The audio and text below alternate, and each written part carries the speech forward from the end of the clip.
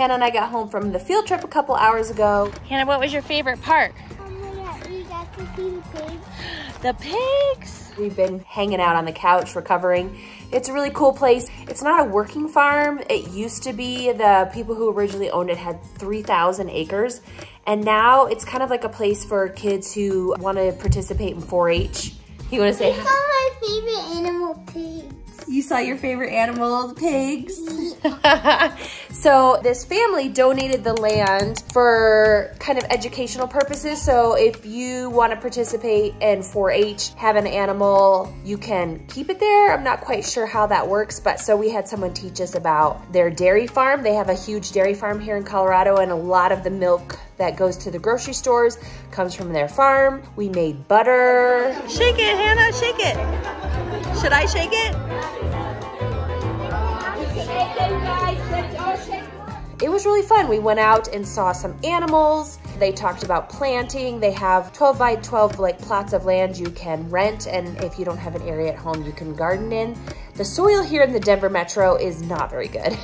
It's clay, and so if you want to plant something, you kind of have to have a raised bed or really, really do a lot of work with your soil. I'm making Hannah a snack.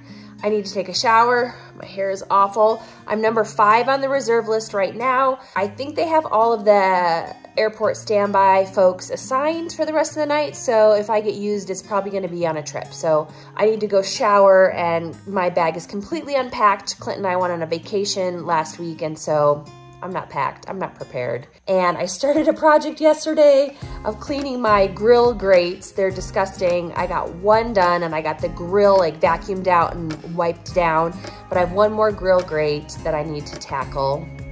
I don't know if I want to do that, but I want to get it out of my kitchen. So it's really fun being able to be on airport standby, technically being paid, working, not technically, I am being paid, and get to go on a field trip with my daughter. So I'm gonna keep getting ready, updating you through the day.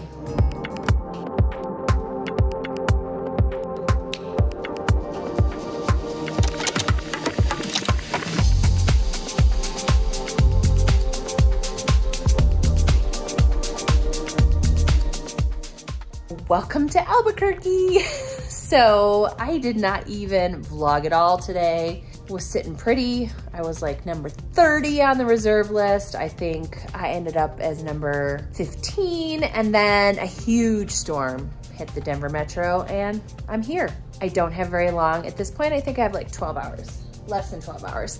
It's 1:28 a.m. and I have to be in the lobby at 1 in the afternoon. So I will fill you in tomorrow. I'm tired. I want to go to bed, and yeah, reserve life. I picked it up for cash. I was hoping to stay home all 3 days, but Denver's like, hold my beer. I'm gonna give you a doozy of a storm. So that's what's going on. I'll check in tomorrow, day 3. We have 3 legs home tomorrow, and I'll just give you a little bit of an update on what's going on, and we'll see you tomorrow. All right, can we talk about how giant that television is? I don't think I've ever seen a TV that big in a hotel. I don't usually watch TV in the hotel, but that is so huge. Good morning. So I'm in Albuquerque, which I said last night. I was attempting to not fly on this reserve block. I picked up this Ready Reserve block for $150 from another flight attendant, and it was going good. I did great on day 1. I was able to go to my daughter's field trip. It was super awesome, but this huge storm rolled through Denver. My yard, it looked like snow, but it was 1/2-inch size hail, and I have never, ever had a hailstorm come through like that before. It was so huge. It messed up everything at the airport. They canceled a bunch of flights, so I ended up getting used, and I'm in Albuquerque, and it's a short one. I didn't bring my normal food bag because A, I was not prepared at home with food to fly, and B, I didn't want to carry it for just an overnight. So I have this new cool backpack that has a cooler built in that I am carrying and doing kind of a review on, trying to figure out if I like it. I love the concept. It's got just a cooler in the front, and as you eat the food, you can put more stuff in the backpack, but it's super convenient for something like a 2-day or a turn. I just was not prepared to fly. I did not have the necessary food. That's on me. I brought my waffle iron to make waffles, but I forgot the waffle mix. I am starving. So there is a breakfast place, like I guess that shares the same parking lot as this hotel. So I'm gonna go out and get some food, and then we do 3 pretty easy flights today to Dallas, Tulsa, Denver. That's what we're doing. All right, let's go. I got home last night. We got in early about 8:10, and it was pouring cats and dogs. We have had crazy weather in Denver. Now, rain and hail is not unusual for the Denver metro for spring. It's pretty normal, but the amount of hail we got was crazy. So last I saw you, I was going to breakfast, and I went to a breakfast place called Sunny Side Up, and it used to be the Egg and I. Now, anyone who knew of that chain, there used to be one here in the Denver metro in Centennial, and I used to go to it, and they had the best huevos rancheros, at least according to me. I love huevos rancheros with green chili. It was so good. So this Sunny Side Up actually still offered that on their menu. The one in Colorado got rid of it, and I stopped going to that restaurant. So that was like awesome. And then we worked 3 flights back to Denver. Easy, easy, easy. But between when I shot that video in the hotel room and when I went to breakfast is when I found out about the pilots at my carrier voting by a majority of 99% to strike. And that is huge, and I did some more research and I found out that American Airlines, they also voted to strike just a couple weeks ago. And you guys are probably like, oh my gosh, Elizabeth, we have plans. We are flying this summer. Not just on us, but this is not just a my carrier issue. Like I said, American pilots have voted to strike. United pilots are close. They're still doing what's called informational picketing. And it's kind of an industry thing. So what does that mean for you? Well, here, let me unpack it a little bit. Let's talk about why. Let's talk about why all of these pilots, unions, and groups have decided to do this. We, as flight attendants, I have been in contract negotiations for 5 years. Apparently, United's pilots have been trying to negotiate their contract for like 10. I think my pilots are around 3 to 5 years. I'm not sure about the American pilots, but they're trying to negotiate a new contract. Obviously, COVID got in the way, and airlines were concerned about how long this was going to last, how this was going to affect their bottom line. Could they even afford to give cost of living raises, overall raises, or what they could even do? So that really stalled the negotiation process for a lot of union groups. And the flight attendants at my carrier were also now we're in federally mediated negotiations. And so a lot of the pilots unions they're fed up. They're just done. And so one of the tactics, or one of the things that they have at their disposal, is they can authorize a strike. Now, that doesn't mean that they're gonna go on strike. It is really, really hard for pilots to strike. We are bound under railway and airline guidelines, laws that really pretty much don't allow pilots to strike. Because if pilots strike, it doesn't just stop you from going to Disney World or Disneyland or to see grandma or see grandpa. We carry the mail. That is typically how the US mail gets to its destination, is in the belly of commercial airlines.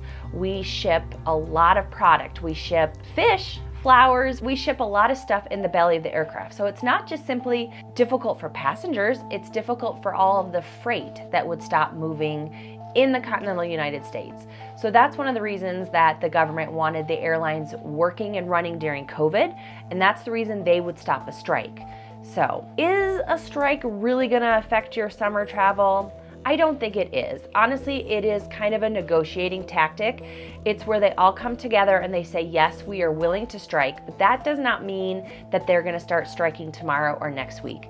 There are a lot of layers or a lot of steps before pilots can strike. So under US law, railway and airlines, they have to be under federal mediation, and the federal mediator has to say that these negotiations are stalled, there's no moving forward, and that rarely happens. So this is just step one, where the pilots kind of get in solidarity and say, we are willing to strike, but that doesn't mean they're allowed to strike. So they, again, have to be allowed by federal mediators to strike.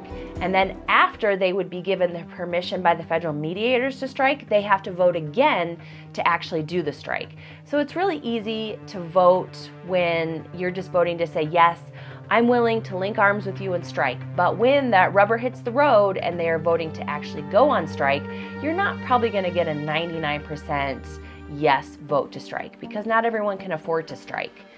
And then the even trickier part is the president or Congress can come in and say, doesn't matter, you voted yes to strike, you're not allowed to strike, because like I said, most US carriers are carrying more than people. We're carrying the mail, we're carrying cargo, we're carrying medical supplies. Most of the airlines were carrying COVID vaccines. You know, they always show on Grey's Anatomy people carrying a cooler with a heart or a liver. Typically those are actually being shipped underneath in the belly of the aircraft. So there's a lot of things, a lot of moving parts when it comes to pilots striking. I don't think it's gonna happen. I really don't. Does it make you as the public nervous to buy tickets? Maybe, but honestly, it's them saying we are fed up with where we are in contract negotiations. They feel the companies are dragging their feet. Again, a negotiation is back and forth, and this is just one of the things that the pilots have available for them to do with contract negotiations. Now, Delta just finished up contract negotiations with their pilots and gave a 34% pay raise, which is pretty darn hefty.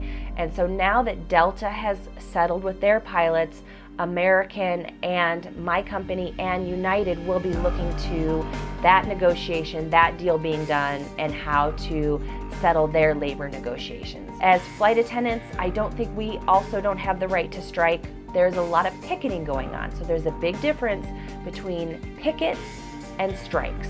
So picketing is when you go on your day off and you picket at an airport just to make the public aware of what's happening. So I don't think you have anything to be worried about this summer travel season, but just be aware of what's going on. Everyone is trying to get the best labor negotiation deal for themselves. It's a hard topic. I am part of a union. We are in negotiations and it can get ugly. You're gonna see press from the companies. You're gonna see press from the unions. It gets a little bit interesting. But just know that when I go to work, I'm there for you, I'm there for the customers, so are the pilots. They're there to be safe and get you to your destination safely and hopefully on time. But I don't think the strike is gonna affect you this summer. Let's just keep our fingers crossed that we can get all those negotiation stuff done, water under the bridge, and we won't have to worry about it anymore. But I hope that helps. You can ask me some questions, let me know. I probably don't have the answers. I am not the authority in pilot strikes, but it is a very interesting topic. So if you have any questions, put them below. I will do my best to answer them. I did chat quite a bit with some pilots the other day when this came out. I think it's interesting. Do you think it's interesting, or you're just like, whatever, get me to grandma's house, I don't care. So let me know, subscribe, hit like, let me know if you like videos like this. I am doing some other types of videos to see what you guys like best, and your likes, your comments help me know what kind of content you guys want to watch. Go ahead, click on another video, and I will see you guys in the sky.